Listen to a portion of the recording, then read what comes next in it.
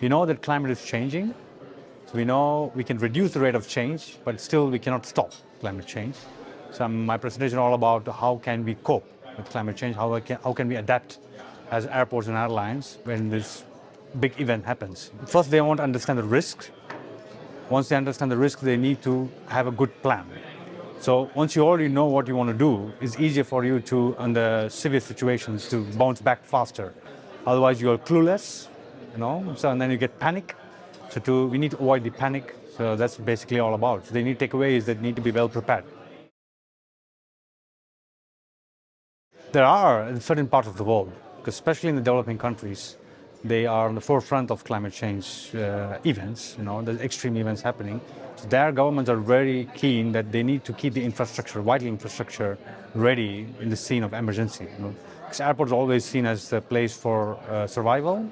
When these things happen, all this supplies comes in. So that's the most important infrastructure they need to protect from these. So I see, especially in the developing countries, so especially the airports closer to the sea are well aware. They're working more towards that. We mainly help them to give a lot of insights, what's coming, so to understand the risk that they are into, what's the gravity of the problem that they're going to solve, at the same time how much capacity they can build and then mobilize when these things happen.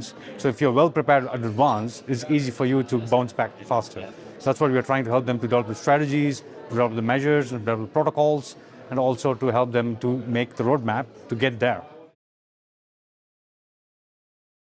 For me, it's a lot of new things that I've been trying to observe from the aviation industry. But also, I see that we need to have a lot of actors needs to work on. It's a lot of words, but I think we need time to act, right? So that's what we're also trying to do, not only on the climate change adaptation side, but also how to get the airports and airlines to achieve their sustainability goals. It can be any form. So from the investor point of view and from the operational point of view, we're helping to bring that message across. Also see that enthusiasm is still there, but we need to act on it.